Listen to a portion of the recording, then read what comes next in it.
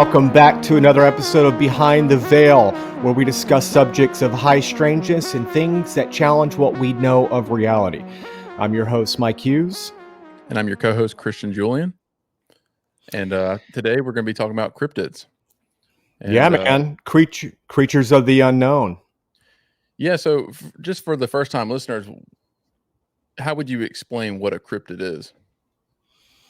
I mean, technically, a cryptid is a creature that is unknown to science, meaning that its existence has not been proven.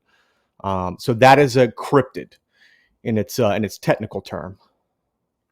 Yeah, and that can be anything from present time to, back in the past as well. Any of these like mythological creatures, or from what I've seen, they kind of count those as the same, like dragons and all that.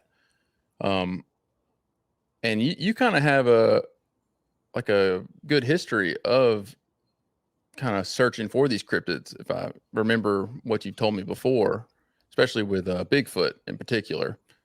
Yeah, I haven't gone Bigfoot hunting, but I do know when you go out in the woods in the South, you do hear some strange things, and your mind does begin to race a little bit. So, with that being said, have you yourself ever seen a cryptid, or come across someone that claims they've seen anything that's strange or unusual?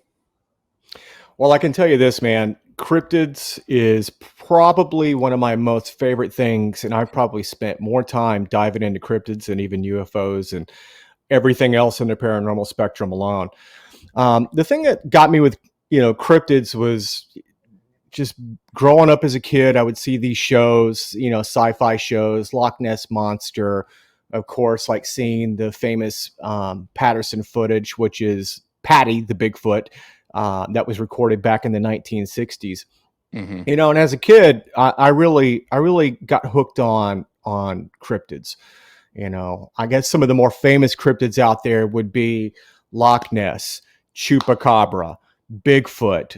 There's other ones that kind of popped up later on the scene. Dogman, which ironically enough it became a thing more popular these days, but when the werewolf folklore goes way back. So Dogman is actually one of the OG cryptids.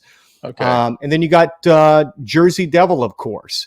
And the thing about it is that cryptids, some of the cryptids themselves seem absolutely ridiculous when you try to use a logical mind and think about something like that existing. For example, Bigfoot. Believing that a giant 8 to 10 foot hairy man is roaming the woods of North America could be a possibility, and it hasn't been caught or actually really good footage of it. That seems ridiculous all on its own, except for the fact when you actually start looking into it, it becomes, the evidence is actually a little overwhelming. Native folklore with Bigfoot goes way back. I think natives actually have over 60 different names for Bigfoot. So, for me, I started seeing things and hearing stories where it's like, there's a consistency here and there's a pattern. And especially with Bigfoot, there was always like consistent reports, and people who don't even know each other are reporting the same thing in certain character attributes of like how these creatures operate. But then you have other creatures like, for example, Chupacabra that kind of popped up on the scene back in the late 90s, early 2000s, and then just disappeared. Loch Ness would be another good creature, would be the same thing. Yeah, Mothman was kind of a one-hit wonder, so to speak, but there was plenty of eyewitnesses. But I think if I really had to dive into anything, I think Bigfoot, which has been a major fascination for me to this day, which I'm still super intrigued, and I'm always like following different podcasts on it. But what makes me think that this creature is actually real and exists is the fact that there is always a consistent report of people that are reporting sightings. Um, I used to think that you would hear stories about Bigfoot where they would talk about, oh, it's like an interdimensional creature. And I used to think that was absolutely like ludicrous. And that was kind of like an out to reason why we don't have any good sightings or footage of it.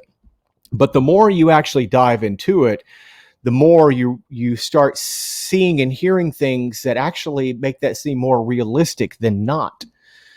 Um, of all my years of following it, you start hearing stories that where where they're painting a picture where you're hearing hundreds and thousands of stories where people are saying, you know, I saw it do this and I saw it do that, and there's other people that are saying the exact same thing. Like they're literally painting a picture of how this creature operates and works. So it's a really it's an enigma on its own. But if I had to say anything, I'm actually in that paranormal camp of Bigfoot's existence. I think there's something more to it. Than Even just being, natives. yeah. You I think it's honestly there's don't. something more to it being like a creature, like an actual animal, or do you think it's like maybe? Are you talking about like? What do you mean by that? Well, I do think it's a flesh and blood creature. Natives have always talked about Bigfoot as a creature that lived or operated out of this world and the spirit world. And I kind of interpret that as something that this creature can be in our realm and Hmm. then somehow or another, when it wants to, exit out of our reality. And as crazy as that sounds, I mean, any logical person would think that's pretty crazy, but there's just a lot of there's a lot of evidence where people are experiencing where they'll, like hunters for example, hunters will be out in the woods and there's reports of people who are out there in a deer stand, see a creature 1 minute, and then literally they'll say that it just vanished before their very eyes. There's people who I followed. There's a guy, Sasquatch on Ontario on YouTube, and this was before I was kind of in the paranormal camp on Bigfoot. But he would have pictures and audio of this creature, literally like showing footprints in the snow, and then they just stop. Like how can you explain that? Like you can literally see the beginning of where this creature is walking through, Yeah. and then all of a sudden it looks like it just vanished. Like there's no evidence that it went anywhere else other than where it was right then and there, and that was the end of it. So how do you explain something like that? You know? Yeah, I think it's really interesting how you have these similar stories kind of pop up at different places on the planet, and you really see that too with like dragons. You have China, Japan, uh, England. It's really big in England. That whole folklore of that. So it is kind of weird how these things pop up, and then there's no real explanation of like how they got from this one place all the way over to this other side, where there's a huge body of water separating them. So it does seem like maybe not totally impossible for someone to believe like these creatures have that ability to kind of phase in and out, you know. Um, Now how that is possible, I'm not really sure, but maybe if you look at it in more of a spiritual or like kind of as a spirit, maybe that's kind of more the way it goes, and even in Japan, they talk about that a lot. How there's like these specific spirit deities, and that's a lot in their folklore about, and you can see it in their artwork. So obviously, there's something going on, um, and like how you were talking about that one guy, that one the real famous Patterson Bigfoot footage. footage. Yeah, I mean, it wasn't like he just came up with that idea on his own. Obviously he took this Native American folklore, this thing that they've been talking about for a long period of time, and kind of went with that, and designed that suit around those parameters. But you're I'm pretty sure that he came out and claimed that that was all false, right? That footage has been scrutinized. That piece of footage has probably been scrutinized more than the JFK assassination video, and I'm being absolutely dead serious. If I had to say anything about that footage, I absolutely 100% believe that is legit. And there's a lot of bullshit Bigfoot footage on YouTube online, but I truly do believe that is a legit piece of footage of Oh, that really? creature. Okay. See, 100%. I was under the, I mean, maybe I misheard or was, I was, I thought I read this article where he came out in like his later years and was like, yeah, we kind of botched this footage to make it, they had a suit and this Yeah. and that. And, but so you haven't heard that at all. I mean, there's a lot of misinformation, but no, they Okay. never. The guy who shot it, he died, but the other gentleman that was there with him, he's still alive to this day, and they have never pivoted from that story. Okay. He's always stuck to his guns, and there's a lot of stuff online, like when you dig into it, Google searches and stuff like that. There's a million different ways that story goes, but when you get into it, there was two players involved in that, and one of them's still alive to this day, and he's very active in the Bigfoot community. But yeah, they never said that footage was fake. Oh, okay. Um, That's interesting. yeah, it really is. But the thing about the Bigfoot stuff is that this didn't start. This didn't start in the 1960s. I mean, there are stories of Bigfoot. Now, the name Bigfoot started in the 1960s because they coined that. Gotcha. But Bigfoot itself and these creatures have been reported for as long, especially in North America, since the dawn of humanity with natives. Um, they didn't call it Bigfoot, they called it hairy man, or they would call it different native names. But some of the more interesting things that give it validity is that even in Leif Erikson's diaries, when he first came to North America, there is actually in some of his diaries where he talks about where they encountered giant hairy men on the shores in the woods when they Mm, first landed, which is absolutely fascinating. And that was one of the things that actually scared him off. Like when he talks in his diaries, they talked about how they would see these. They just thought they were like giant natives, giant hairy natives. But it's pretty fascinating, and I would encourage anybody out there who wants to know more about that to dig into it because it's pretty fascinating. One of our Oh my God, which president was it that always had the glasses? Sometimes he'd wear the monocle. Big Teddy Hunter. What Roosevelt? was his name? Yes, he actually had a Bigfoot encounter. Really? Yeah, which is pretty. He was on a hunting expedition, I do believe. Uh, I'm not exactly sure where it was, but he, in one of his diaries or logs, they talked about hearing and encountering this unknown creature, and he was a very um, experienced hunter and knew the wildlife, but the creature that they Definitely. encountered out there really threw him for a loop, and it was traumatic enough for him to actually write about it. So you got presidents, you have Vikings that have encountered these creatures, you've had Native Americans, and then one of the things that I really find fascinating, there's a gentleman who wrote a book about. He has a book called Pennsylvania Wildman Stories, and what he did is he actually went through old newspaper articles where they were writing about wildman encounters, and some of these stories will absolutely blow your mind away, and they are identical to modern day Bigfoot sightings. So this stuff goes way back. And I mean, to really ramp it up even further, is that you have these creatures on almost every continent in the world. Um, One of the most bizarre places of all of them is Australia. You have a creature there called the Yowie, which is, they describe it as identical to Bigfoot. In Asia, you have the Yeren, which is the Chinese Bigfoot. In Russia, you have the Alma. In the Himalayas, you have Yeti.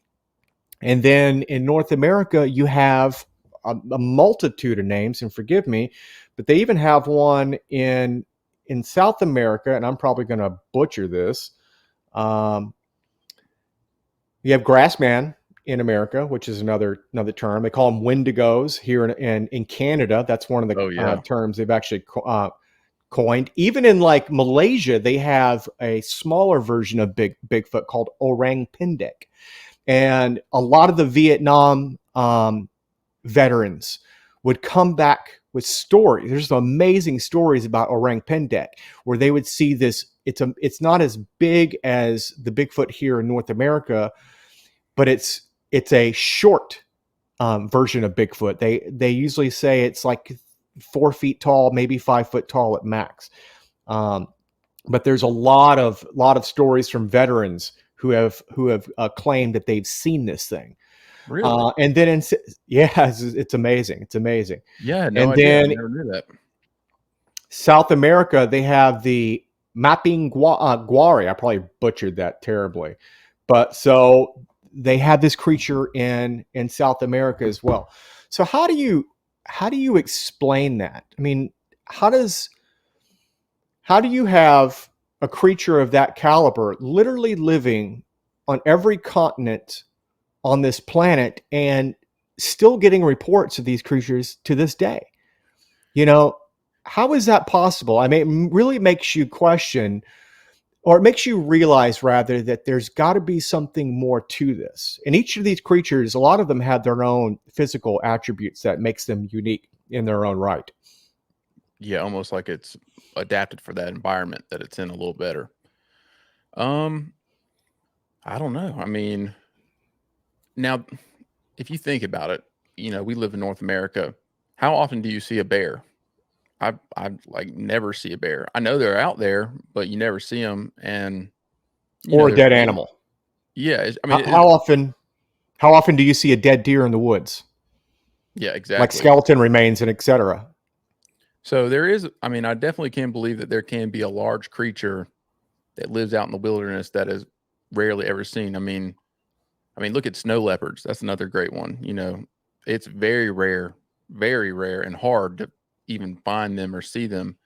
And it takes like a long time for them to be able to track them down. So, I mean, I believe that something can go, kind of unnoticed, especially if it's a very small number. But if I remember correctly, not that long ago, didn't they just find that North America did have a giant eight? Um, they located the bones and the remains of a creature, like a species that lived in North America. I mean, look how long that's taken us to even just find the remains of that, let Yeah. alone. So, I mean, I don't know. I mean, I don't know. What do you think? How do you think they're able to survive as long as they have, or been able to stay around as long as they have in such a few number? I think there is, one thing about this podcast is that I just want to be bold. I'm not one to really reserve my thoughts on anything. Like, is bold as this may sound, it is what it is. I believe there is some type of paranormal extraterrestrial connection with Bigfoot. There's been a lot of Bigfoot sightings that correlate with UFO sightings. There's Bigfoot sightings that correlate with, in my original podcast, we talked about orbs and rods. Yeah. That is becoming quite common. And I've heard hundreds of stories where people have seen alleged Bigfoot, and then all of a sudden they're experiencing orb activity, and they're seeing rods, they're seeing really things of high strangeness. So I just hear more stories, one after another, that really point in the direction of something of the caliber of paranormal. Now, what is paranormal? That's a whole different other discussion of what it could be. But I do believe that there's something more to these creatures than meets the eye, because in my opinion, I don't think a 8 to 10 foot giant hominoid, half man, half ape creature could be roaming North America, not be caught or at least captured on film regularly without there being some type of bizarre paranormal connection. And we go back again to Native Americans talking about them living in the spiritual realm. Yeah. And I think another good way to segue off of that to get off Bigfoot for a second is to talk about dogman creatures, Okay. skinwalkers. Skinwalkers are what the Native Americans considered to be a shapeshifter. They thought that they were witch doctors, so to speak. And I thought that was even more ridiculous until I started hearing more and more stories about that. And then even when you go to Skinwalker Ranch, there have been legitimate science that's been done out there, research where they have seen some of the people that have actually worked out there. And we're talking about people of the Defense Department who've encountered 7 to 8 foot werewolf-like creatures. Okay. So These dogmen or these skinwalkers, for like a general purpose, they're more like a werewolf. That's what you're saying. Or is there a difference? exactly that. It's exactly that. Okay. See, It's I've exactly never that. really correlated like the werewolf and the skinwalkers as like the same thing. I don't know why. I don't know if I've just seen like different depictions of them. Like usually the werewolf is like kind of a muscle, very hairy dog, humanoid creature. And then from what I've seen, these skinwalkers seem to be like a little bit more lean. And that might just be like an artist's interpretation of what they've seen or what they've heard. But I've always thought like skinwalkers are a little different than a werewolf. But you're saying that when people speak about that, they're really talking about the same thing. Like, Well, I think that part is actually debatable. I think people can have an interpretation of what a skinwalker is, and it is debatable. Some people could think that is just a shapeshifter. The Navajo would have, or they basically said it was like a curse. But I refer to them typically as dogman, and that's what they're normally referred to as. okay. The bridge together, I think people are talking about the same thing when they refer to a skinwalker and a dogman. I think they're the same thing. And these I would creatures consider them the same thing. and these creatures usually appear like what? Just like I'm going to try to act like the person who might have never heard this and this is the first time they're listening to it. What is this? A 8-foot dog man, or like how big are these things? What are some of the features of these that people have seen? Literally something right out of your nightmares. I mean, I've heard so many stories, and I got a pretty good bullshit detector. I'm a believer, but I'm also a skeptic. But I've heard way too many stories from credible people, and I'm talking about oral stories, from people where you go, there's no way that person's bullshitting. I mean, if this person's bullshitting, they should be working in Hollywood writing horror scripts, because this is too incredible, Yeah. and it's too fluid, and it's too good, and it's too real. I've heard stories when people encounter dogmen where they start bawling, like you can hear true emotion. And funny enough, my brother back in West Texas at a young age told me about one day when we lived in a very remote part of West Texas, and he was probably 5 or 6. And he told me he saw a coyote approach him one day, and this coyote stood up on 2 legs, and it shocked the ever living shit out of him, and he panicked and ran. So when he told me this, I never believed him. It just, coyotes don't stand on 2 legs. They No. just don't. That doesn't happen.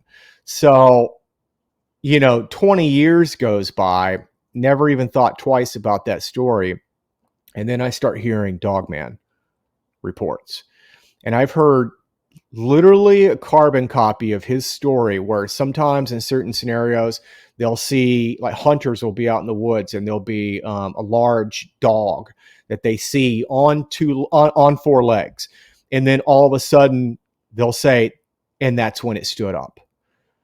Hmm. And So that's exactly what happened with my brother. And when I started, paying attention more to these dogman sightings, I had to call him up and I was like, man, I think I believe you now. Like, I'm sorry I didn't believe you. It's just kind of ridiculous. But and I started turning him on to these stories. I'm like, you got to listen to this, man. I think this is what you saw. Now he didn't see a giant creature, and typically a lot of these dogmen are people. When a lot of time when people describe these creatures, demonic is the term that I hear time in and time out. Oh, yeah, that's a Um, good thought. it's you'll hear that a lot where people will say, when I saw it, it looked like a demon. A demon that was a half man. It had a man's body, extremely chiseled, extremely jacked, ripped. They always describe it the same way. They always describe it. Sometimes they describe it as looking like Anubis I was just about to in say, Egypt. where else do you see They are that kind of image is in Egypt? exactly. And this is where a lot of this stuff is.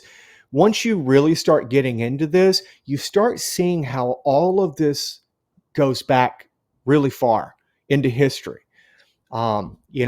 Werewolves is not a modern day term. It wasn't a sci-fi coined description of this creature. I mean, you have werewolf depictions that go as far back as I couldn't even tell you how far back they go. They just you see them in ancient artwork, ancient literature.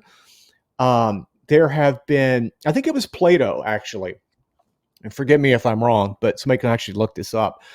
But Plato, I do believe, actually wrote about an island that allegedly existed, where the entire island was inhabited by half men, half dog people.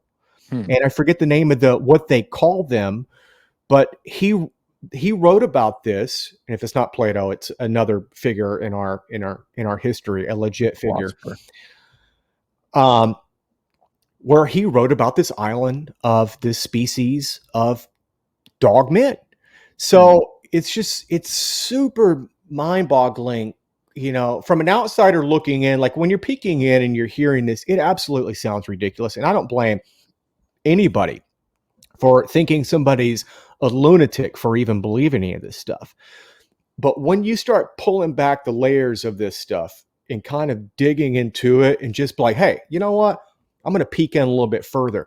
That's when you start getting to the real meat of this, and you start seeing patterns, and you start seeing history, and you start seeing repeat stories, whether it's through history or even modern day accounts.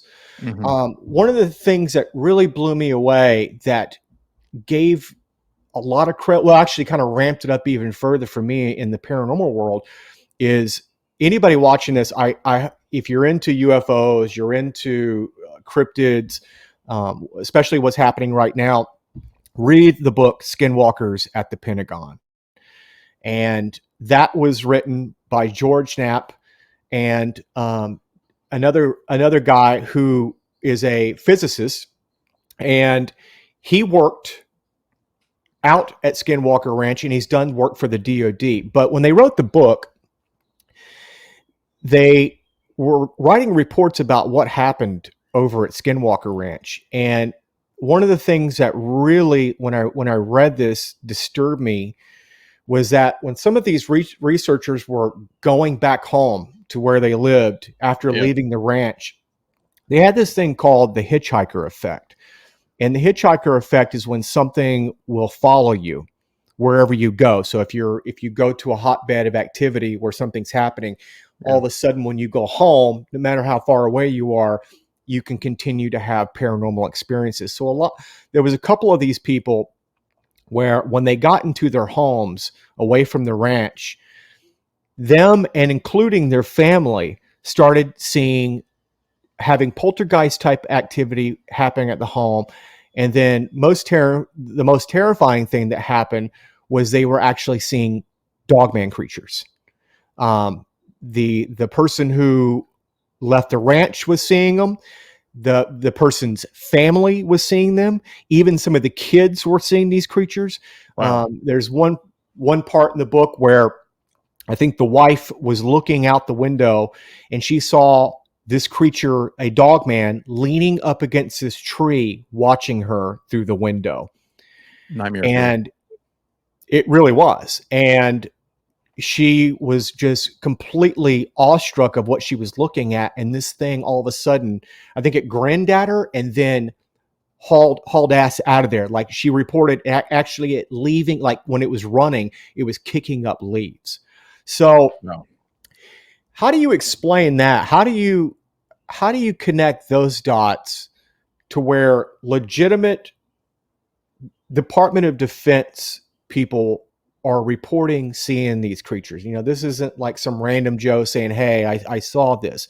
But this is powerful stuff. I Yeah, I mean, want to. I'm if you can have sorry. somebody with that credibility, you know, validate that and say, "Hey, I saw that." They don't want their names out there just yet, but I have heard reports that they eventually will be coming forward, and that's going to be fascinating for the person who actually saw this in their family to be able to come forward and talk about this and give it validity. Yeah, I want to backtrack a little bit. So, for someone who doesn't know or is aware, what is Skinwalker Ranch, and what are you know where is it at, and why are there government officials involved in this area?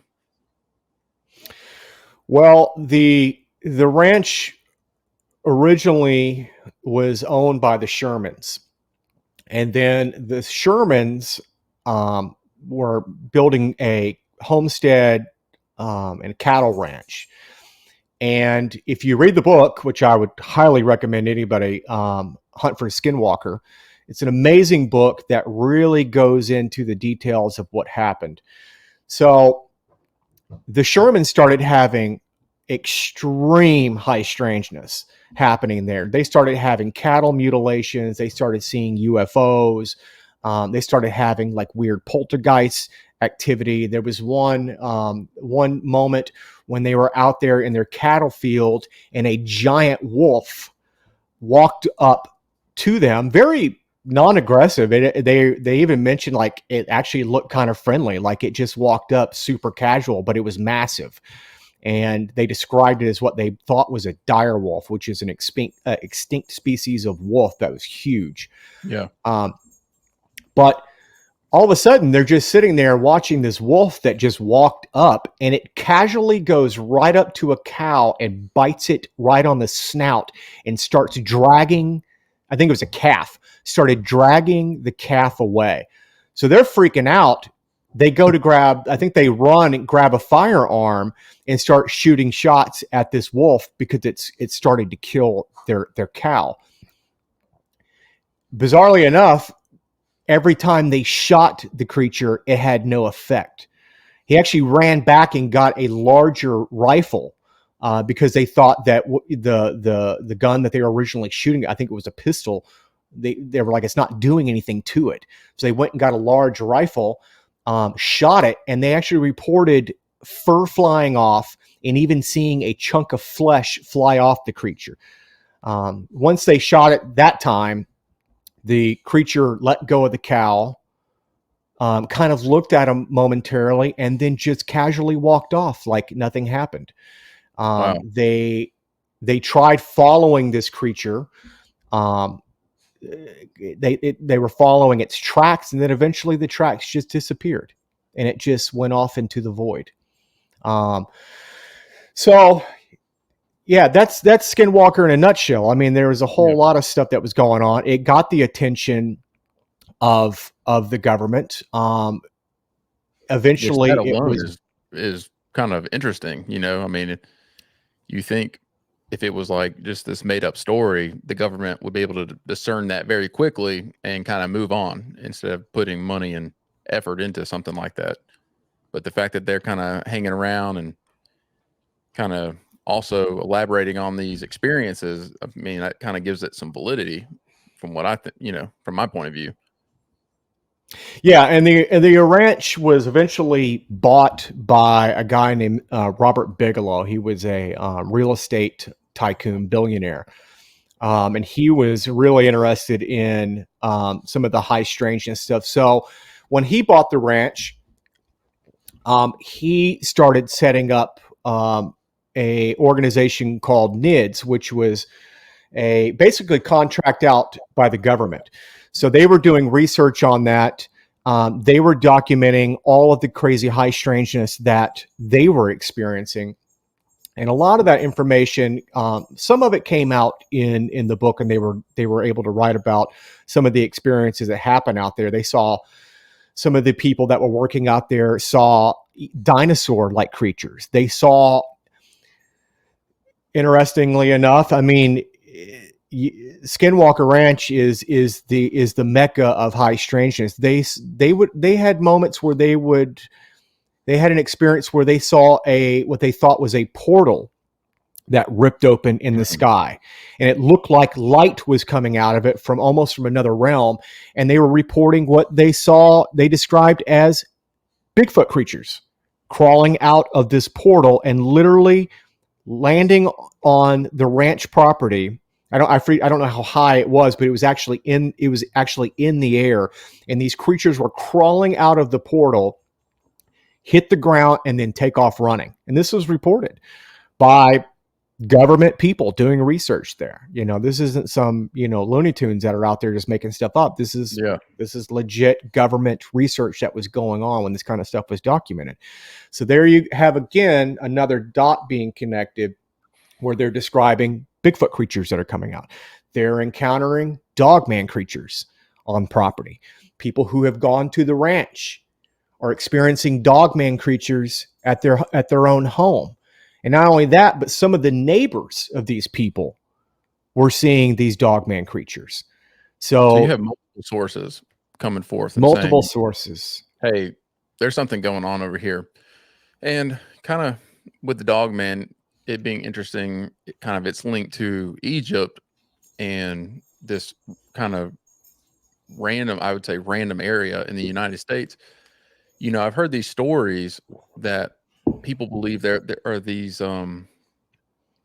like pinpoint areas on the globe that they're kind of like these pathways, or almost like a nerve ending for like energy, or like these different frequencies and stuff. And I think if I remember correctly, like Egypt, where the pyramids are and everything, like they built them there specifically on these points. And I wonder if, and maybe you've heard something about it, if that Skinwalker Ranch lies on one of those areas, where it's more susceptible to these things, these creatures.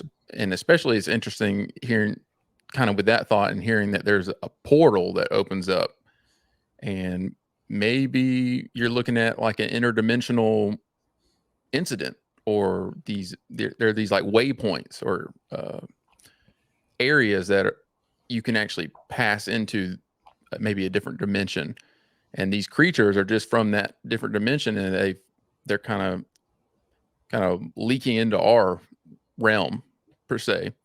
So I wonder if that has anything to do with, or if anyone's ever kind of maybe thought about that and as maybe a reason of why. Because I mean, it's not everywhere you're hearing this happen. It's not like downtown Chicago is having wolfmen appear and Bigfoots, but like you'd be surprised.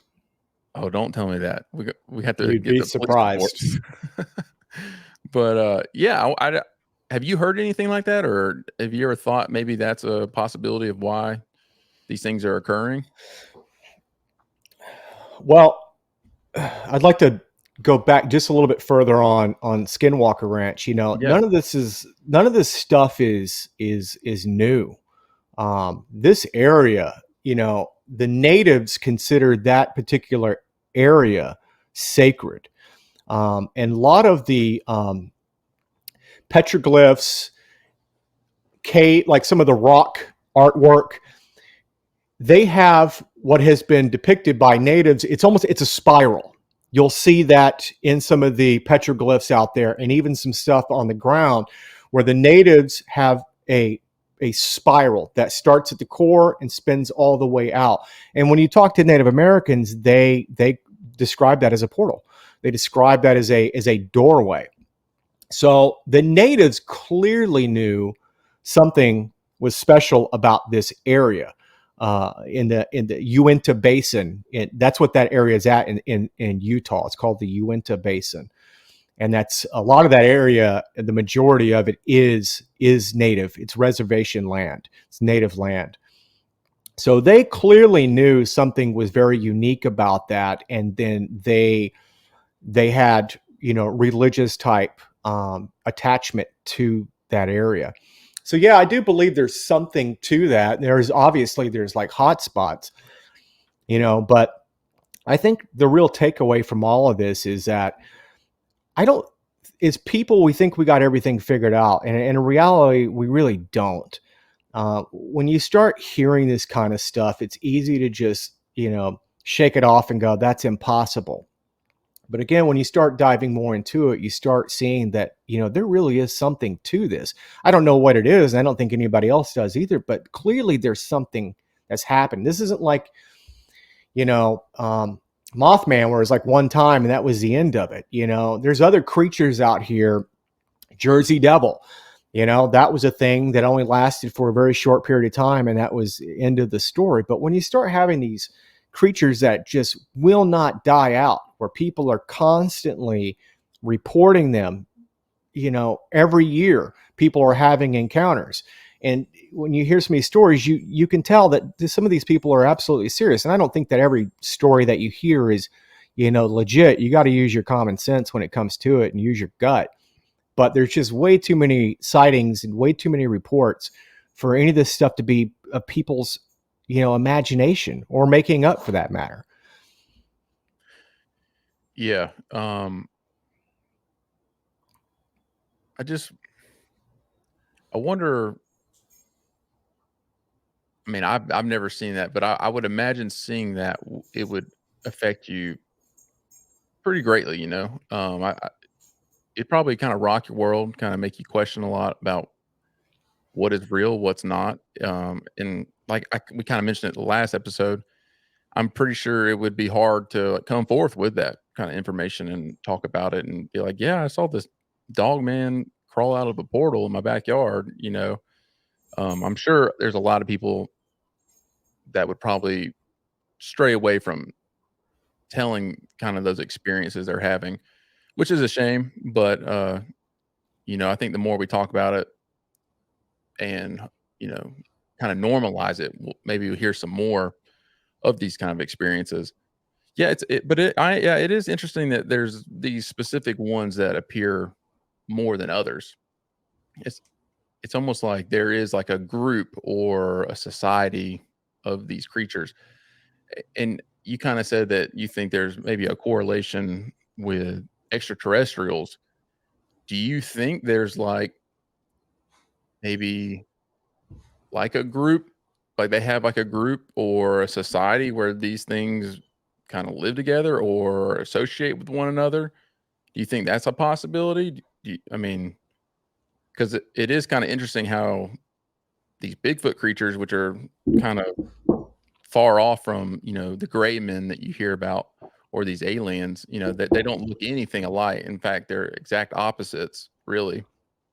But yet somehow they're always associated together, or kind of in the sighted in the same areas. Yeah, I mean, there's the only ones that are really that have any type of like correlation together is you will commonly, I don't want to say commonly, you will hear reports people who have Bigfoot activity, say like on their property. Um, a lot of times, those people will report dogman activity as well. They're not necessarily like hanging out together, so to speak, but they'll see, some people may see dogman and Bigfoot randomly on their property. So it's like, what is all that about? How do you explain that? Um, but I do think I do think there's some type of extraterrestrial connection, at least to Bigfoot. The Dogman stuff, I have no idea, man. I almost believe that's some type of like demonic. Um, I think that may be some type of demonic creature that's coming into this realm. A lot of times when people describe Dogman, they describe it as um, having way too many teeth, and it may sound funny, but they'll talk about. They said its mouth.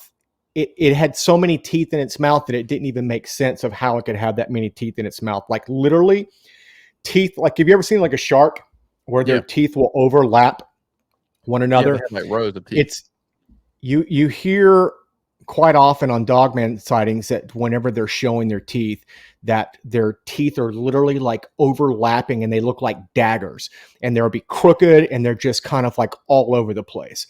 But they describe it as demonic. I mean, like I said, I mentioned that before, but that you hear that term a lot. Like people go, when I saw this, I thought it was a demon.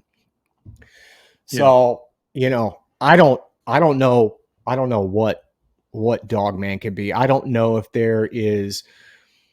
if we do have some type of bleeding in from our reality into some other reality where these things are coming in and exiting, or if they're stuck.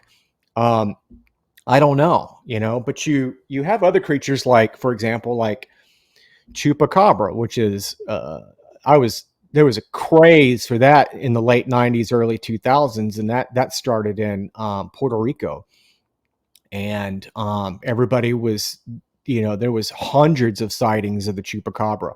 People all over the island were reporting sightings of it, and then not only that, but at least there was physical evidence of what it did. So people were finding their chickens.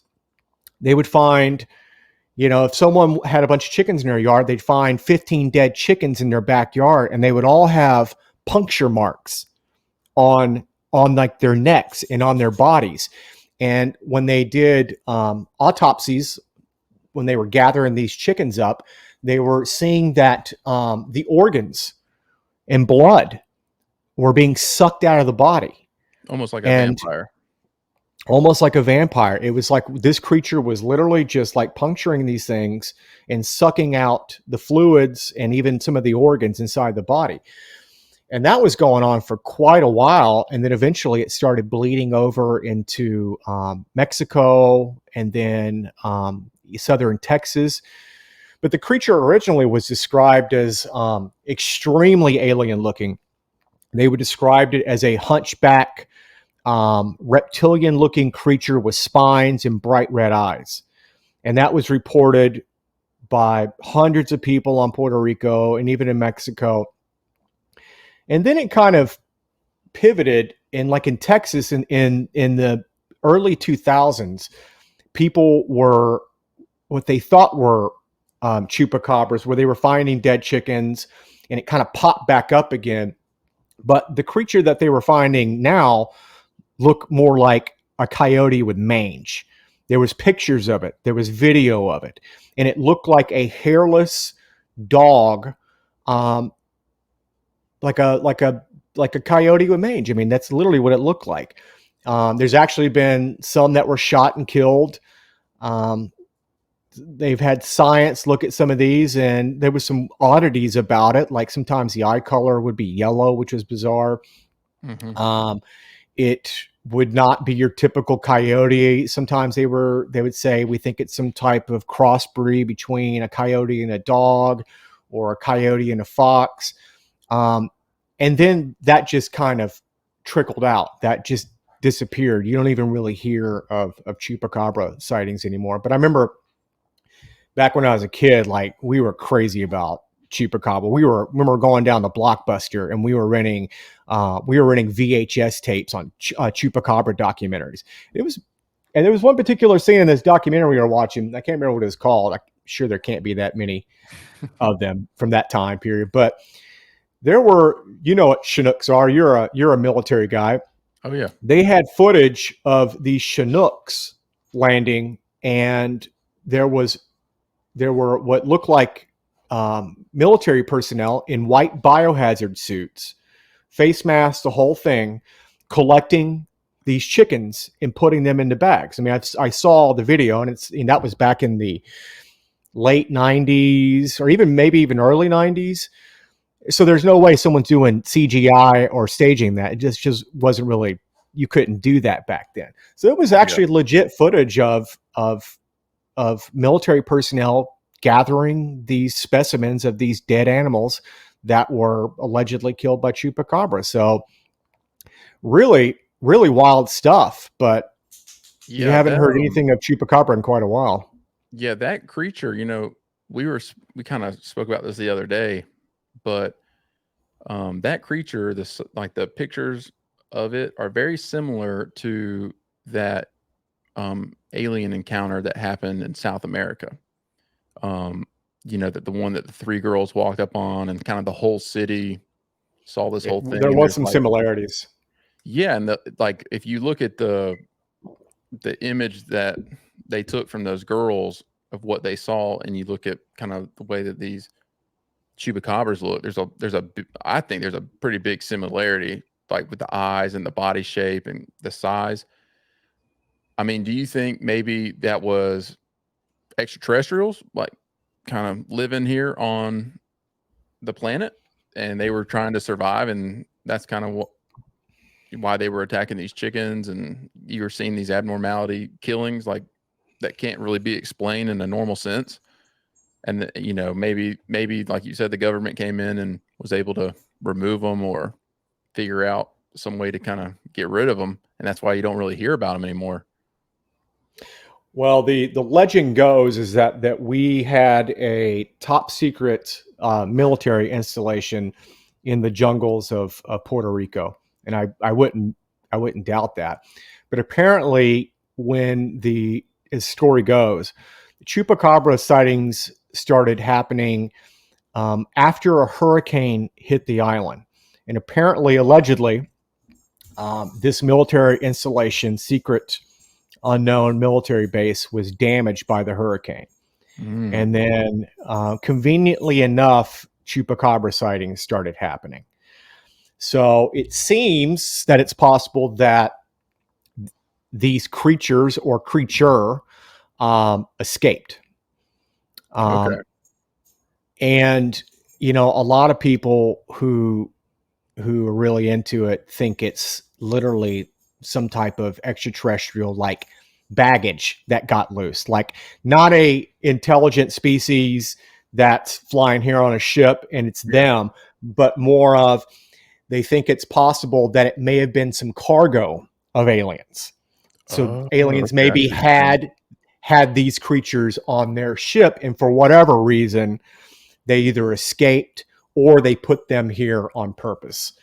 So I never knew that. that's kind of the, yeah, that's kind of the backstory on it. They've never been considered a intelligent species like you're going to have a conversation with it. It's very chupacabra. Every encounter that I've ever heard, it's very wild. Wow. It's described as vicious and animal like, except it looks like a reptile. So I don't think it's, like I said, I don't know what it is, but I don't think it's anything that flew here and came here and was hanging out. Now, whether or not it was brought here by somebody else, that's a different story. Yeah, that's kind of interesting though. That I never knew that story about kind of the military installation being involved. And funny enough, if you look at the Mothman stuff that happened in West Virginia, I've watched a couple documentaries. Obviously, there's the movie Mothman Prophecies, which is a great movie and still gives me chills to this day when I watch it, just because how creepy it is. I don't know if you've ever watched that, but it's definitely something to check out.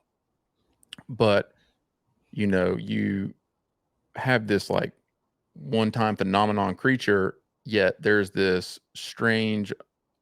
these strange underground military bunkers and stuff nearby that are like abandoned after all this happened. And I think there's a couple people that thought maybe this creature had escaped from these facilities as well, and it was kind of wreaking havoc on this local town. I'm think some people believe that at some point, the military was able to either neutralize this thing or was able to recapture it and kind of take it back in. And that's kind of why you never heard of anything about it. But I mean, talking about witnesses, I mean, they were saying they were having like psychic talks with this creature. They were having dreams. They predicted the bridge collapse, that ended up killing a whole bunch of people. That to me, that story's always been really interesting and unique, just kind of because there were so many people claiming they were seeing this thing for a short amount of time, but not only were they seeing it, but they were having like a connection with it. They were being able to speak to it through like telekinesis almost. And to me, that always kind of stood out because I don't really know of any other creatures that's ever happened to. And like also this kind of mysterious military entity that was in the local area as well, kind of being possibly involved. That always just piqued my interest. And it's kind of interesting to think maybe our military does have these secret groups that are involved in these kind of creatures, or maybe learning. I don't know if they're going to be able to create such an animal or creature, but that there's a possibility that they're housing such things without us knowing about it. Yeah, Mothman was probably one of my least favorite cryptids of all time, and not because it wasn't cool, man. Mothman's cool, don't get me wrong, but it's just because the trail went cold Yeah. super quick. I'm a person that, I'm a pretty open-minded guy, but I try to follow and pay attention to things when there's data coming in, when there's some consistency happening. And Mothman was just kind of a one-hit wonder. And I do believe people did experience something, because you have not only multiple witnesses, but you would have people that were together that would encounter this creature. And just like you said, there was very profound things that happened along with it too, where people were having psychic visions of stuff, and psychic connections with it. I almost consider this as some type of maybe even some kind of religious. Oh God, I don't even know where I want to go with this. It's one of those things like, how do you define a creature of that caliber? Like, what is it? I consider it something that has to be almost an interdimensional type entity. That's probably the best way I could describe it. It's something that is not a normal flesh and blood creature, that it is something that is more profound and complex than we could possibly understand. And the mission of it, was still kind of unclear. I mean, like, I'm not really sure if it warned about catastrophe happening. I know the bridge collapse happened. Yeah, It's a just couple very people claim they got phone calls and were having like dreams beforehand, and they kind of correlated it with these sightings. Like yeah, I think one woman in particular received, and she was kind of involved in kind of the supernatural things around that area, and she claimed to have gotten like multiple phone calls from like this voice she had never heard of before, and kind of predicted the whole thing. And then people a couple days before were having like from different areas around were having like these dreams of that bridge collapsing. And they kind of obviously with it, that Mothman thing being so hot at the time, I think they kind of correlated that possibly being something it was doing. It was giving them these strange dreams that they had never had before. yeah, So I think I kind of understand where you're coming from with it being just that kind of like a one hit wonder. But it is interesting how you keep going back to possibly these things being, demonic. Or, I mean, if you look at that creature, it's almost like a demonic angel, really, if you think about the way that it looks. And um, I think that there's probably, if these things are true, there's definitely probably some greater force, like you were saying, that is in control of these things. And it is so hard to believe, and it is so kind of like these the crazy concept. I mean, for me, that especially kind of like just with my religious background, it's easier for me to believe that maybe it is like some kind of demonic force that's coming in a form or a shape that we're able to interpret. And now, like you said, what the reasoning is I'm not really sure either. But it can't be good. You know, I don't know how many of these sightings you've heard where people have like a positive thing to say about the experience, and it's almost like a terrifying experience for them and um, whoever's with them. I don't know. I mean, do you do you think that that's probably like really more of what these things are, or more of like these angelic beings, or these, let's just say maybe not angelic, but these beings that are able to leave our three dimensions and maybe go into like a fourth dimension and then materialize here? Do you think maybe that's a possibility, or? I think really what it comes down to is that human beings, I don't think that we truly understand what reality really is. And we have an idea of what it is. Mhm. But, 100 years ago, I mean, we were riding on horses and, there's no automobiles and all that. Well, we've progressed pretty far in 100 years, but I still don't think that we have comprehension of what reality is and what possibilities could be out there.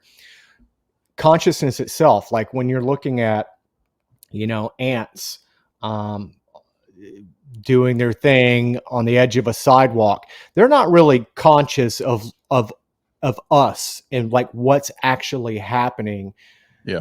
outside of their cognitive abilities. And for human beings, I'm not saying, obviously we're not as dumb as ants, um, but my point is I don't think that we truly are aware and understand what reality in its entirety truly is, and Yeah. what could exist and what does exist.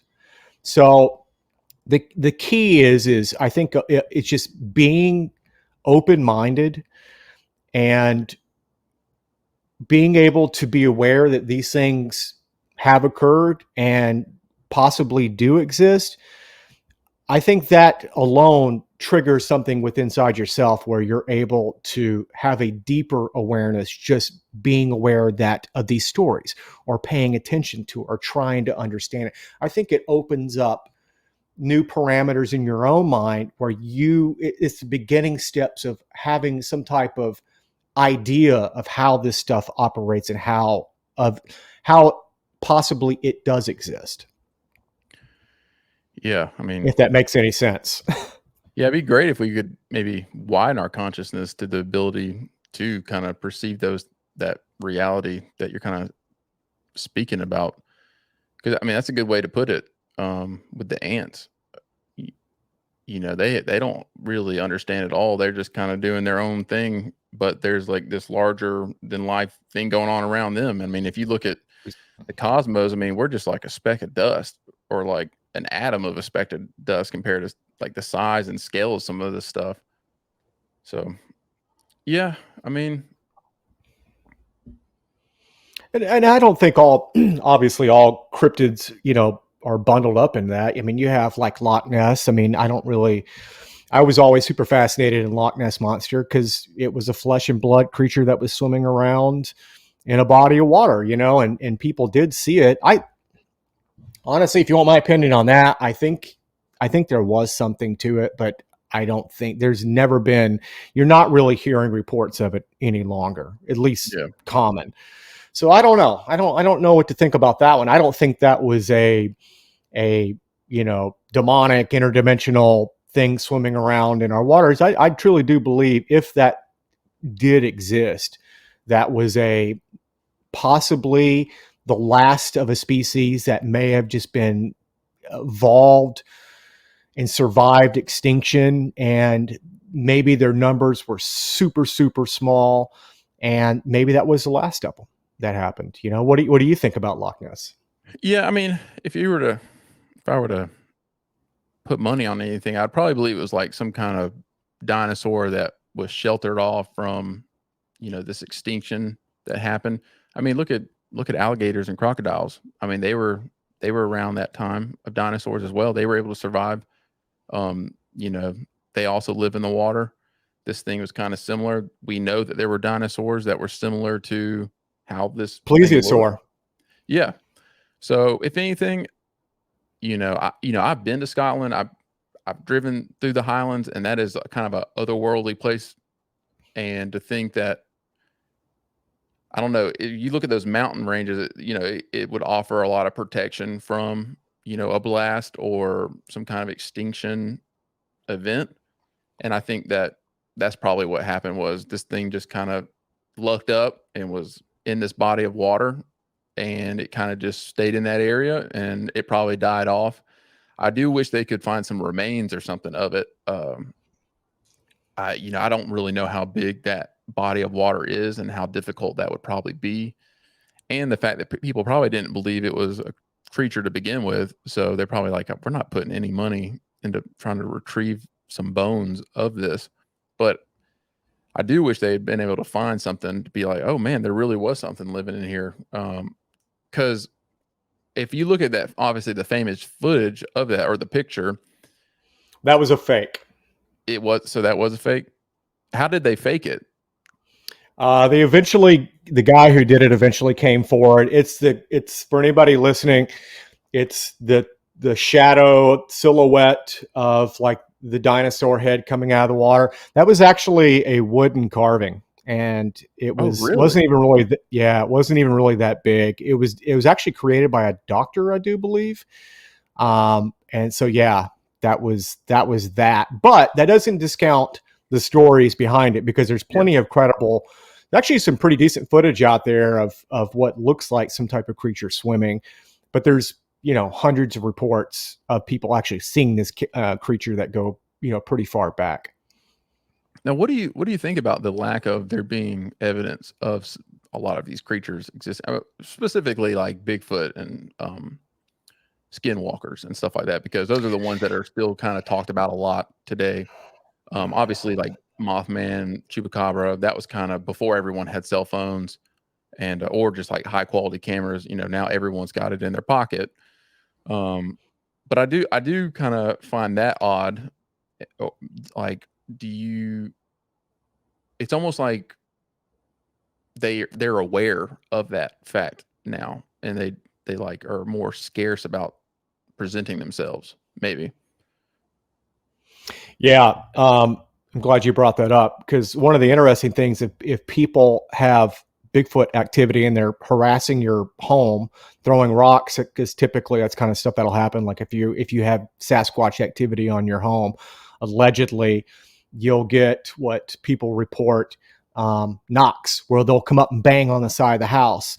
They'll throw rocks at your house. There's a variety of things that people commonly report of Sasquatch activity on their property.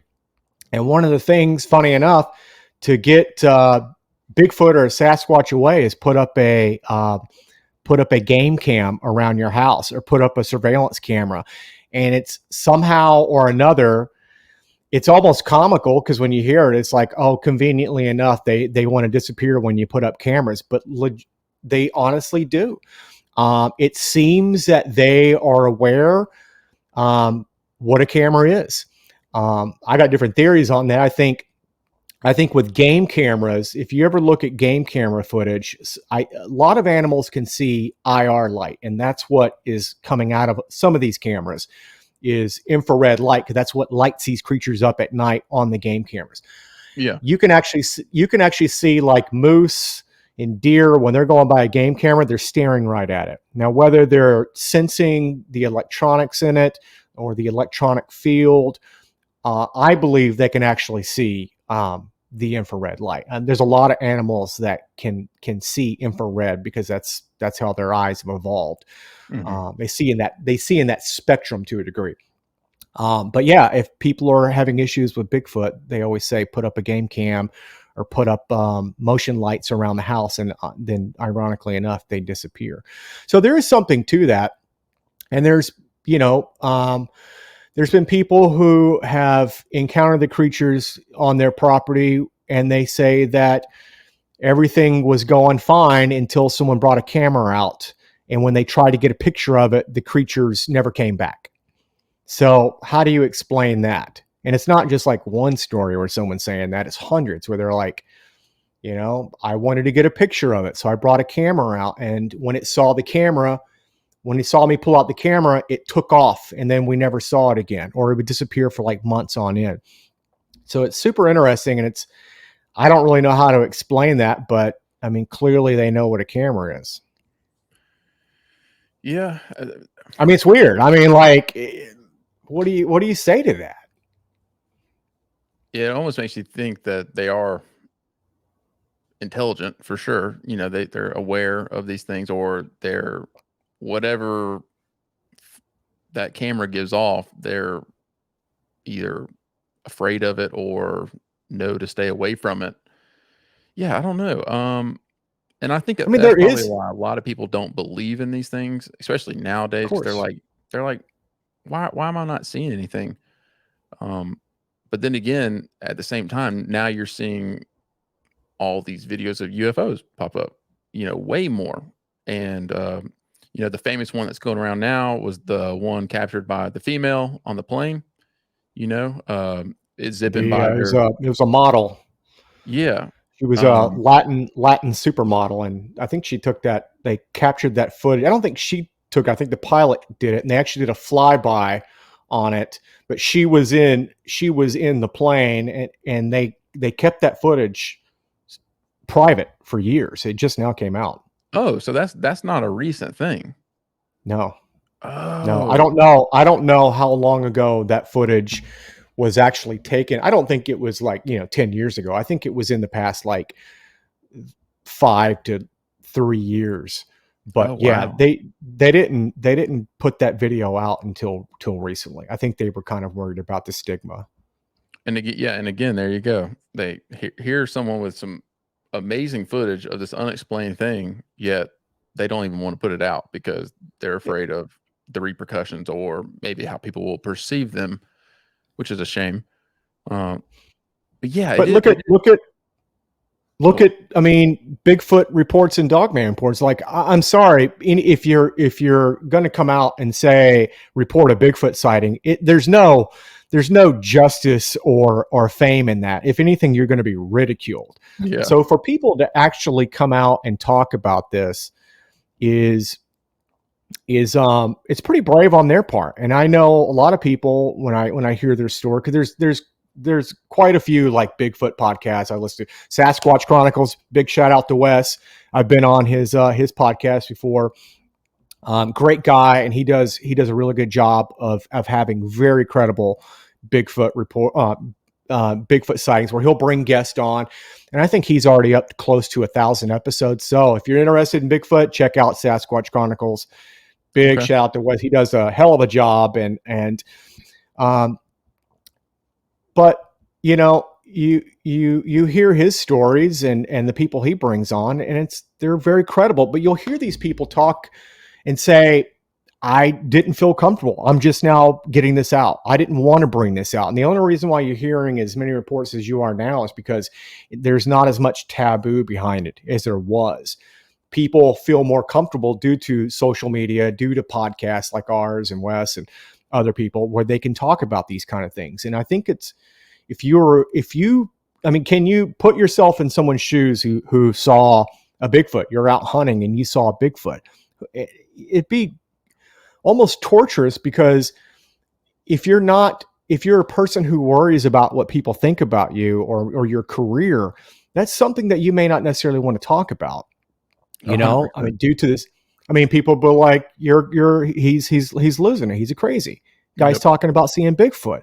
So there's nothing to gain from talking about any of this stuff. So I admire people that come out, and of course there's some bullshit out there. And I've heard plenty of podcasts where people are telling stories, and I just don't buy it. I Yeah. just get a vibe, and I'm like, I don't believe this dude. or that Now, girl. now, if I remember correctly, you've actually gone out yourself and looked for some of these creatures like Bigfoot, maybe the skinwalkers as well. Is that correct? Yeah. Yeah, I was a part of. I got hooked up with a bunch of guys that were passionate about it in Florida. That's where I'm at. Obviously, you got the skunk ape, and I've been super interested in that ever since I moved to Florida. So yeah, I hooked up with some guys I met online, and we started this Bigfoot group and started going out. But honestly, I dropped out of it because just like everybody else, it's super frustrating because you're chasing something that can't be caught. I Yeah. mean, no one is really having successful, Bigfoot hunts. The people who see Bigfoot or see these creatures are usually people that are just not out looking for it. They're Hmm. people who are minding their own business. They're hikers. They're people who are camping. They're roadside sightings. People who go out and look for Bigfoot rarely ever see Bigfoot. And if they're seeing Bigfoot all the time, they're probably full of it. It's my humble opinion. So I kind of dropped out of that because I kind of felt like I was chasing a ghost. Yeah. And honestly, the Bigfoot community in its entirety, like researchers, as they call themselves, I mean, a lot of people are just, you know, I, I wouldn't want to be associated with them. Let me just say that there are some Yeah. credible people out there who go out and look, but there's a lot of clowns out there that go out and Bigfoot hunt and kind of gives the whole community a kind of a bad name.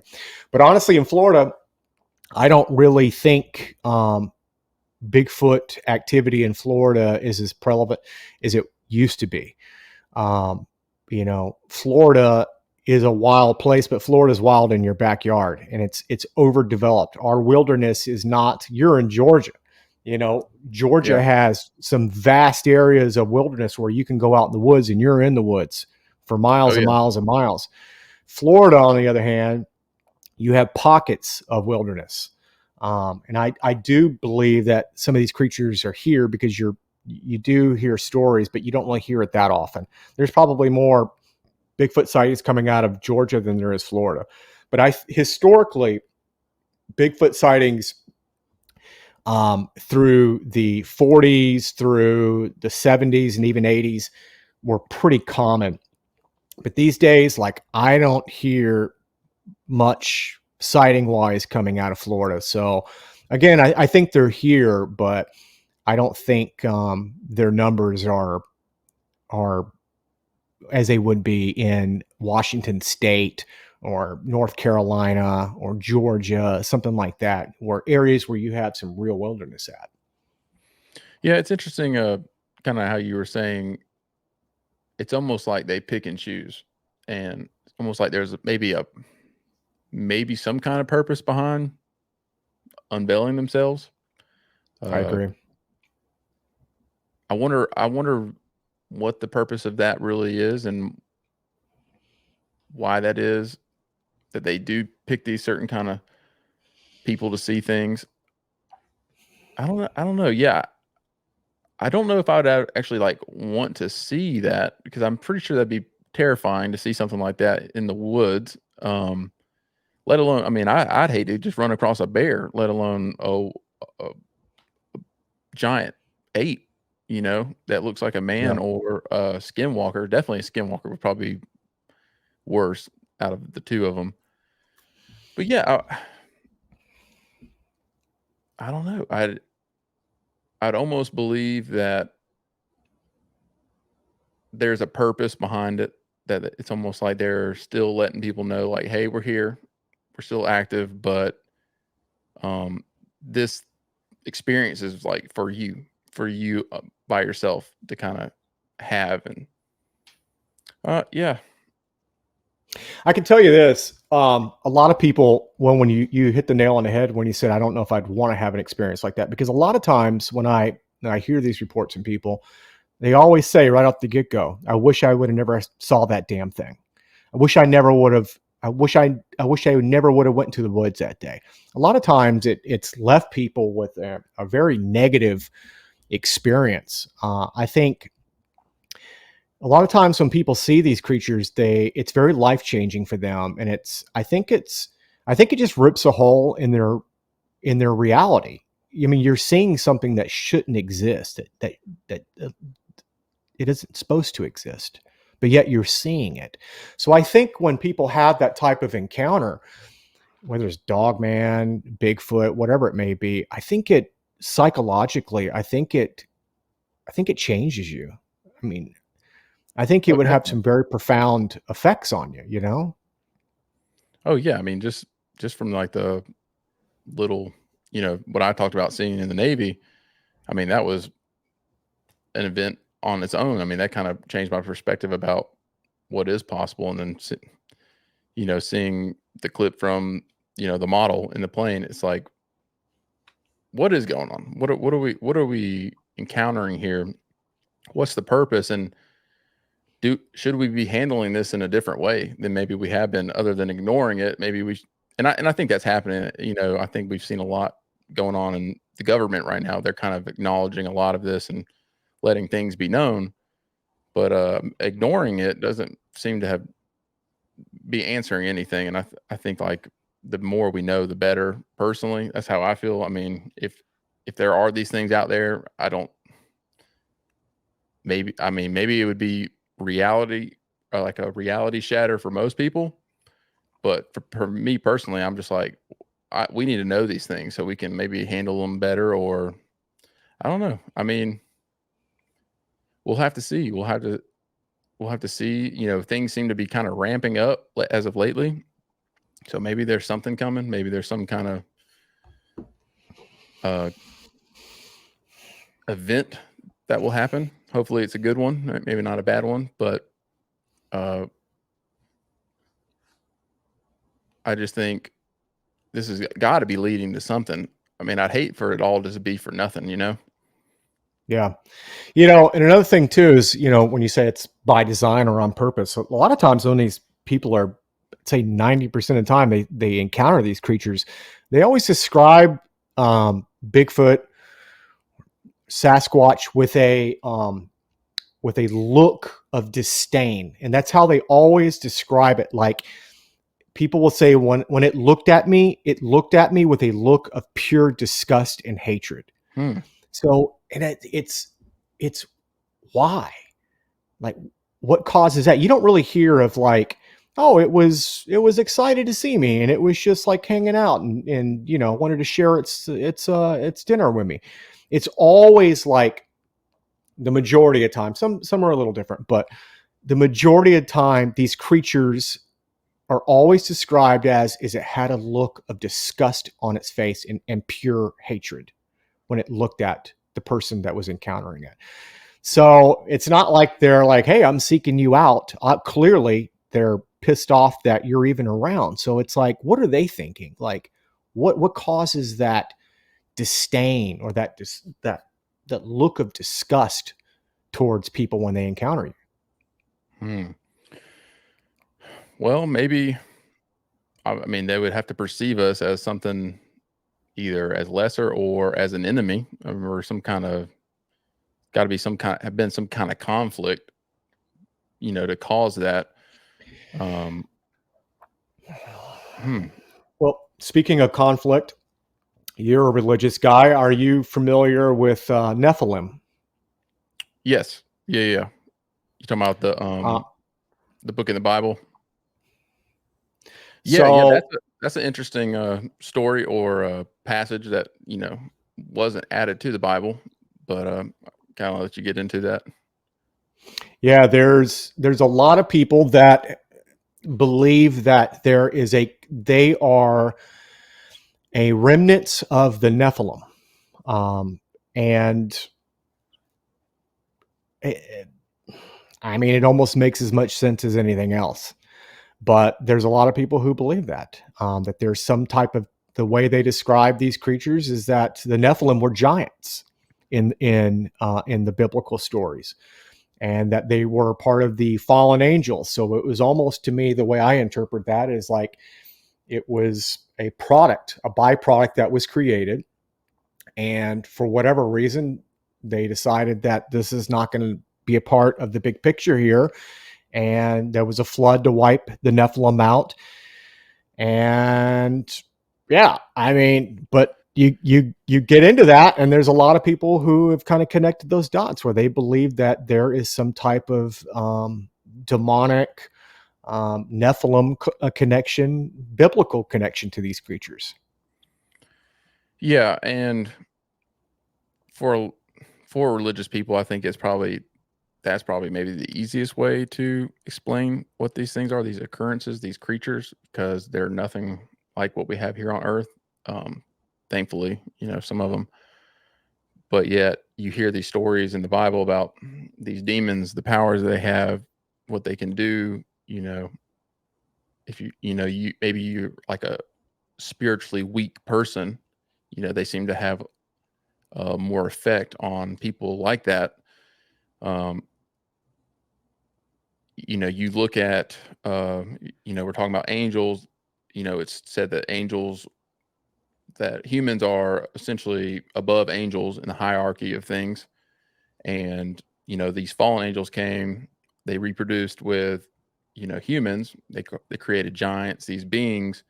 Maybe that's what the disdain is from. Maybe they know that we're perceived as beings above them, and, they don't like that. These beings might also be able to be around us at all times, and we're not really aware of it. Maybe, they're like in a form of energy, and these reasons why they kind of phase in and out is maybe for some reason they kind of materialize in these instances where they don't even mean to be seen, um, and maybe because I'm going to kind of go with the thought that angels are, they're some form of energy, being, and maybe because of that, they're able to pick up on cameras being around, they can sense that and know, like, okay, like I can't allow myself to be seen through this view. So they stay away from them, yet they have that ability to kind of phase in and out if that, and there's these, like, kind of like we mentioned, these areas on Earth where there is a centralized focal point of these energies or these portals or whatever, and maybe that's kind of how they travel. We're kind of speculating here, but That's to all you can me, do. what's that? I said that's all you can do. Yeah, but to me, that seems probably, if it's anything, what these things are, that's probably what it is. Not now. It is interesting that some people claim that the skinwalkers are demonic, but you don't really get that impression with the Bigfoot so much. I've never really come across a lot of people being like, "Oh yeah, that was a demonic creature." They kind of more look at that as like a spirit of nature, possibly, especially like the Native Yeah. Americans. It's well, natives have different viewpoints on them. Some natives revere them as like forest brother, keeper of the woods, and then there's other natives that fear them and say you don't want anything to do with them. That I Hmm. mean, some natives, some of their names actually for them.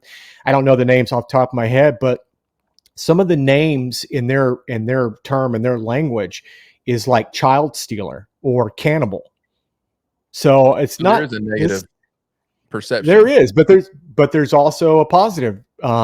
With some native cultures, Bigfoot is looked at as is not even a creature. It's looked at as it's considered a person, just a person of the woods that is like super connected. Like that is their realm. Like that is their domain. They are Yeah. one with nature. That's how they're considered. That they are a entity, a being that is 100% connected and is a part of nature. And then there's other natives out there that consider them cannibals and child stealer. So it's interesting how there's different perspectives on what these creatures are. Yeah, but I would say that if you know if I was a betting man, it'd probably link back to something like that. These beings that came down from not this world, a different realm. Let's just say, heaven. You could see heaven as a different realm. fall down here and have to inhabit or occupy this space with us. And it is interesting though that even though that book is not added to the Bible, it is recognized. It is like a known scripture that was written. So there's obviously Something clearly happened, and it was important enough for them to document it.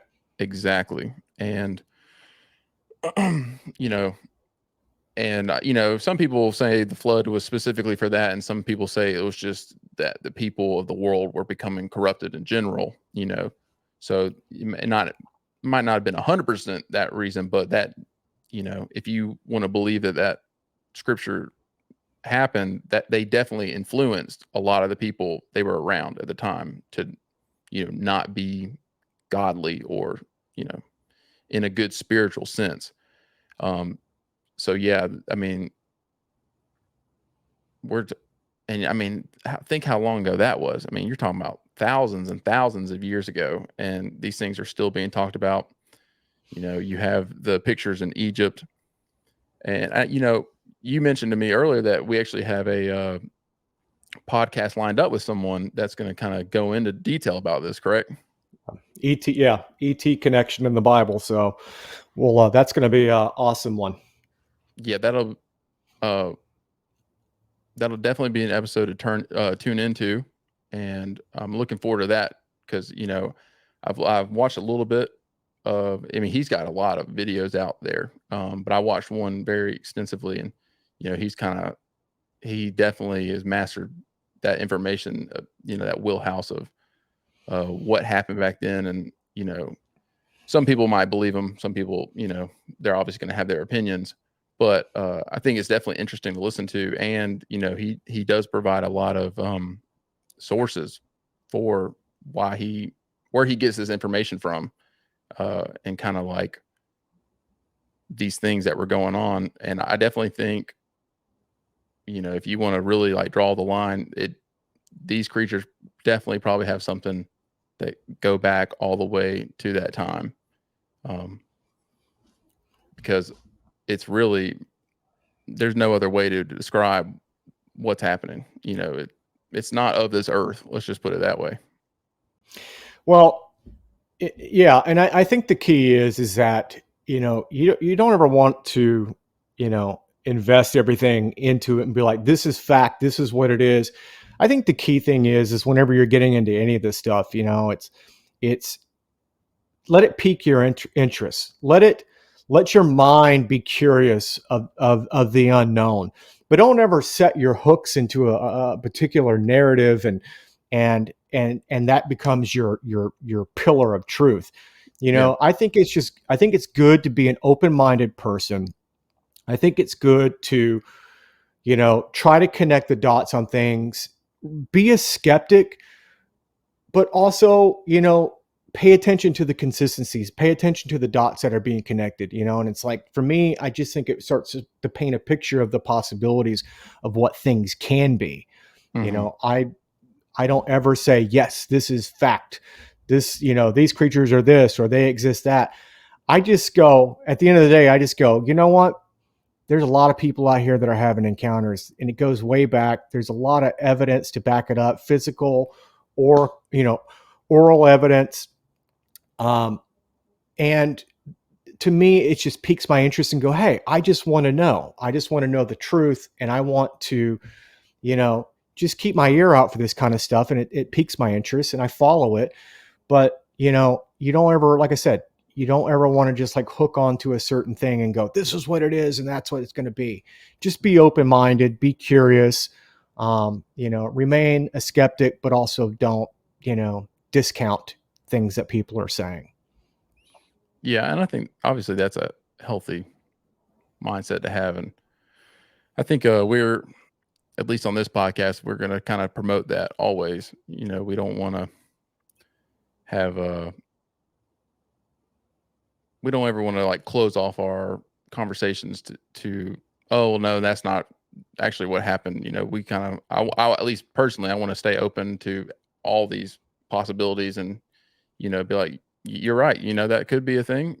you know Obviously we don't have the answers, so maybe someone out there has a better answer than we do, or at least a possibility of what could be an answer. But yeah, you don't want to get in those like those what they call like think tanks where everyone just says the same thing and thinks the same thing, and it's not healthy, and you can kind of go into a stagnant area of Yeah, or you a can stagnant mindset. you can easily drift out of control in the rabbit hole if you're not careful. Yeah. Yeah, but One last thing I wanted to touch base on before we wrap it up is um, just real quick because I think it's important. But there, people talk about, well, why is there no evidence of Bigfoot? Well, there is, and there is DNA. There's been real DNA that's been captured from hair samples, blood. There's actual respectable people who geneticists that deal with that kind of stuff. There's one woman in particular. Her name is Dr. Melba Ketchum, I do believe. Hope I'm not butchering that.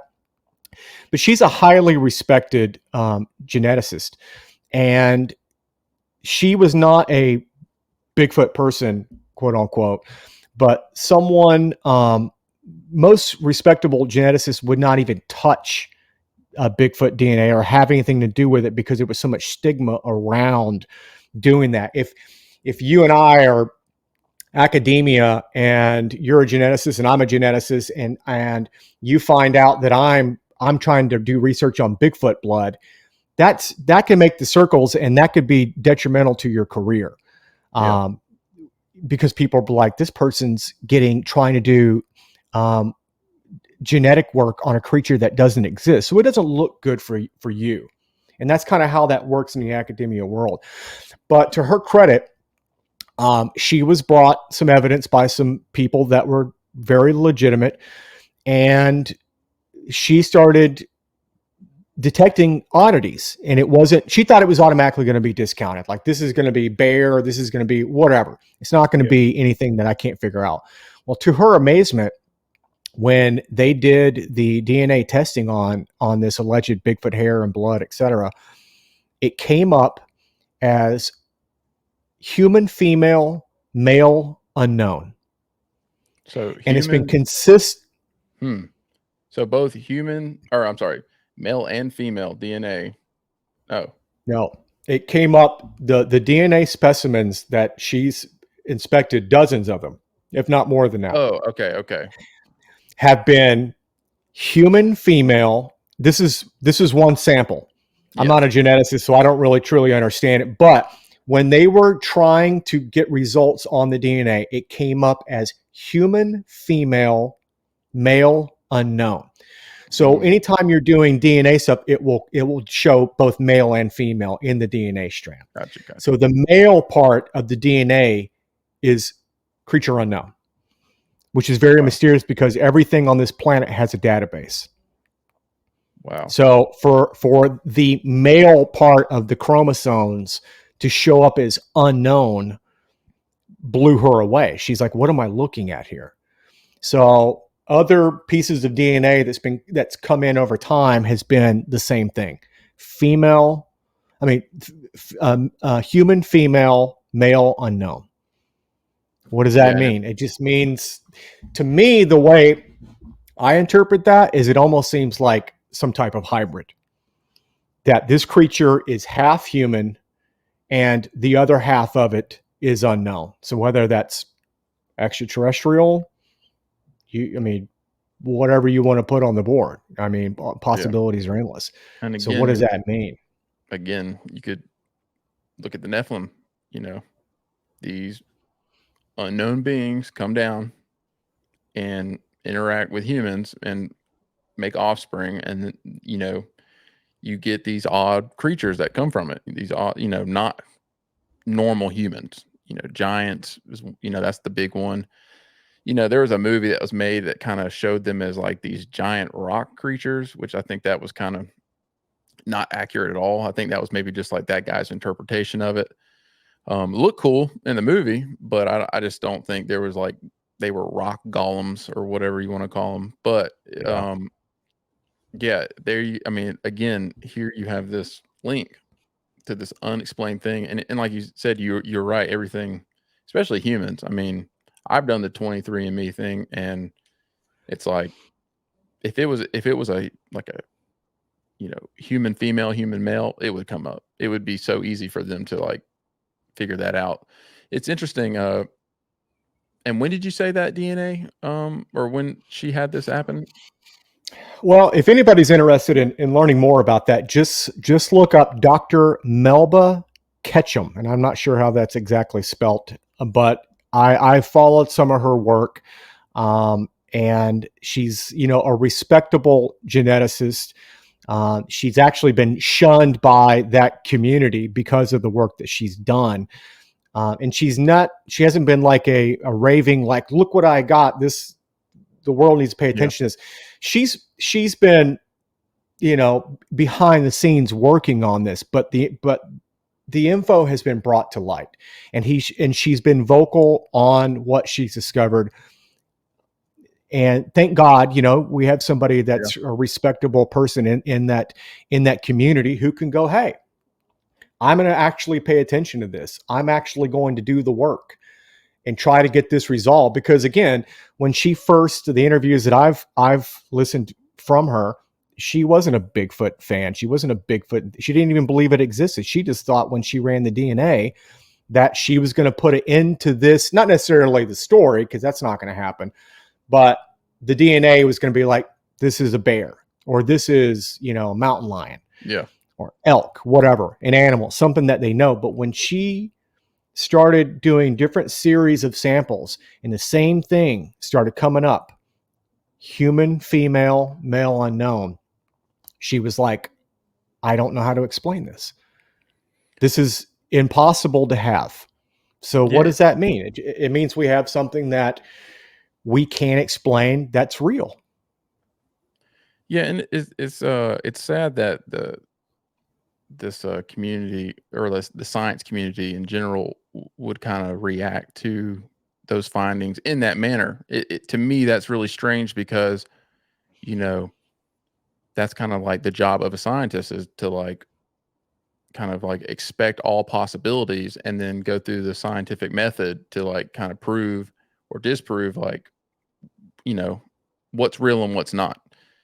And yet, especially with these topics, they're so quick to really try to shut these things down. When you have another scientist come forward and say, hey, like, I'm having this strange anomaly happen with these factors, but instead of being like, oh, wow, like, that's interesting, it's like, no, no, no, no. We don't want you. It's ridicule. Yeah. It's like, we don't want you talking about that. We want to actually kind of quiet that and kind of, the best way they do that is they take away their career. They ridicule them. They make them look crazy. And I mean, that's like, I mean, you see that in like social media tactics nowadays too. You want to shut someone up, you make them a radical, you make them look crazy. You do these things and people will just dismiss you, you know, and it's kind of interesting. Uh, Maybe there's a purpose behind that. Maybe there's a reason why they act that way about these specific things, I hate that for her, and I hate anyone that, you know, knows that they might face something like that if they have some kind of proof or some kind of story to tell. Uh, Maybe that'll be a great, this will, we can make this a great outlet for people like that. It'd be great to maybe speak with her, get her thoughts about, her experience on going through that and why maybe that is the case, because it's just, that really shouldn't be the nature of these scientific groups. I understand a lot of them want to protect like their theories and thoughts about things because, they get their funding. If they can, you know, make everyone believe that their idea or their project is what's going to come out on top or be the best results. But, you know, they're missing like the very fundamental characteristics of being a scientist. Is like, oh, this is interesting, we need to look into this. But I wouldn't be surprised if there was some kind of shady thing going on with that, trying to keep those things hush hush. Like, oh yeah, we don't want people to know about that. So Yeah, and you would think that that would be the basic fundamental core of science is to dive into subjects like this. That way, you could go, "Hey, we've already looked into this. It's not real, and we can prove it's not real." But unfortunately, the scientific community is the furthest thing from that. It's no it's really don't go against the grain in certain subjects. Like if you're studying, like, atoms or whatever, there's certain things where they'll kind of go off on radical ideas. But there's other topics. I mean, you look with the UFO community. I mean, the scientific community on UFOs has been completely AWOL.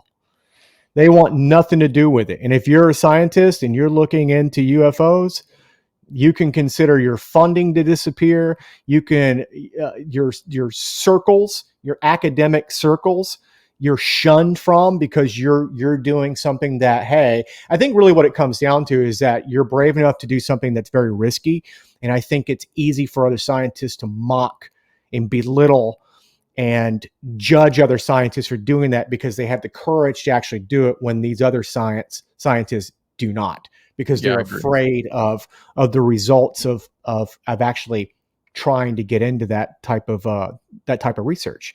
It's science wants to be complimented, not not what's the best way to put it?